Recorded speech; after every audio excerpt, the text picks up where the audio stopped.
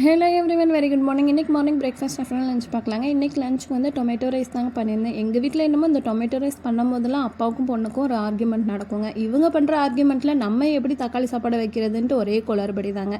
அந்த குத்து தாங்க இன்றைக்கி நடந்தது. நேற்று நைட்டு இருந்துக்கிட்டு என்னோடய ஹஸ்பண்டுக்கு வந்து கொஞ்சம் குலைவாக இருக்கணும், பாப்பாங்களுக்கு வந்து உதிரியாக இருக்கணும்.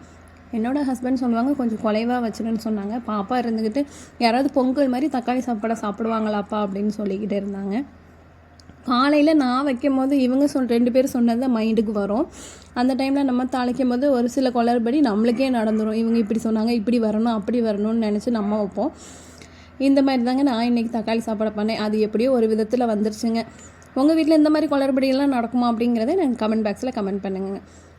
மார்னிங் பிரேக்ஃபாஸ்ட்டுக்கு இட்லி சாம்பாரும் வச்சுங்க. சைடிஷ்க்கு வந்து பொட்டேட்டோ கேட்டாங்க, பொட்டேட்டோ இல்லை அப்படிங்கிறதுனால முட்டைக்கோஸ் போட்டு ஒரு கூட்டு வச்சாச்சுங்க. ஓகே, நாளைக்கு இன்னொரு வீடியோவில் பார்க்கலாம். Okay, by.